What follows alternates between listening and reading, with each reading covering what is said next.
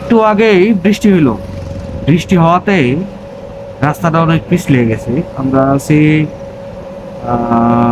ডিম পাহাড়ে। আমরা এখন যাচ্ছি আলীকদমে ব্যাক করতেছি। সবুজ পাহাড়ের এই বুক দিয়ে এরকম আঁকা বাঁকা রাস্তা, উপরে মেঘ, মানে ঠান্ডা, মানে এক স্বর্গীয় পরিবেশ। আলীকদম থেকে থানচি যাওয়ার এই পথটা আমার মনে হয় শুধু একটা রাস্তা না, এটা একটা অন্যরকম রোমান্স বা অ্যাডভেঞ্চার, যে কোনো একটা কিছু বলতে পারেন।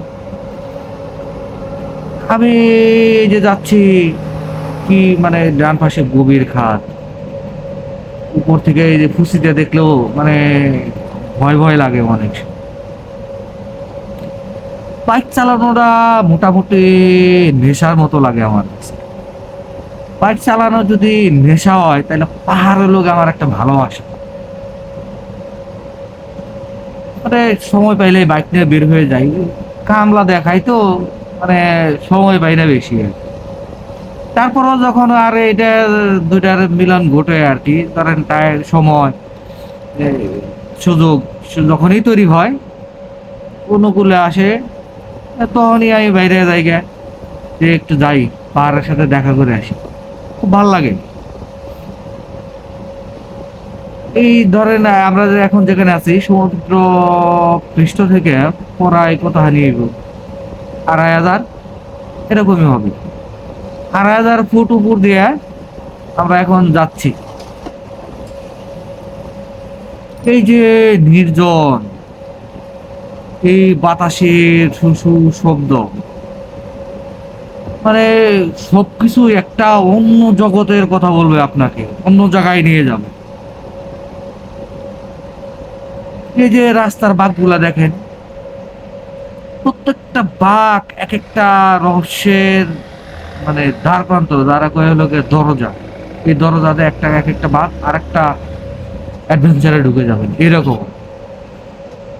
তবে বাংলাদেশে যতগুলা রাস্তা আছে, তাতে এই রাস্তাটা তাদের ভিতর একটা অন্যতম রাস্তা। কেউ আরো অনেকগুলো আছে, কেউ করে ডান সাজে, এটাও একটা অনেক ভালো একটা আর কি, তুলনামূলক। তবে বৃষ্টি হওয়ার পর আপনাকে সাবধানতা অবলম্বন করতে হবে অনেক, না হইলে চাক্কা পিছলে যাবে। চাক্কা পিছলে গেলে এখানে যদি আপনি একটা অ্যাক্সিডেন্ট ঘটে যায়, সেটার কিন্তু পার পাবেন না আপনি। আপনাকে চরম মূল্য দিতে হবে, চরম।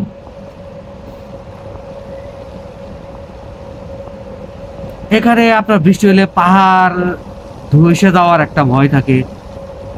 মানে সব মিলে আপনার বৃষ্টির সময়ে আপনাকে অ্যাডভেঞ্চার মনে হবে, যারা কিনা এক্সট্রিম লেভেলের অ্যাডভেঞ্চার চান, যে ভয় ভয় থাকবে, একটু রিস্কি থাকবে, সেক্ষেত্রে ভালোই, নট ব্যাড। হমকের মুখে তাকিয়ে দেখেন, মনে হচ্ছে রাস্তাটা উদা সুজি এই আকাশের তল দিয়ে গেছে গা। মানে ধরেন হাতটা বাড়াইলে এই যে মেঘ উপরে কাইলে এখানে ধরন যাইব, এরকম মনে হয়ে যাচ্ছে। ইঞ্জিনের একটা গর্জন, মানে সব মিলে অভূত একটা পরিবেশ। এই অনুভূতিটা তো আপনারা ক্যামেরায় বোঝানোর চেষ্টা করতেছে, ক্যামেরায় আর কতটুকু বুঝতে পারবে, এখানে না গেলে কেউ বুঝতে পারবে না। রাস্তার পাশ দিয়ে কিছু জুম চাষও হইতেছে। তাদের সহজ সরল জীবনযাপন গুলা কিন্তু এগুলো দেখলে আমাদের কিন্তু মানে অনেকটাই আমাদের শিক্ষণীয় আছে, যে কত অল্পতেও মানুষ সুখী হওয়া যায়।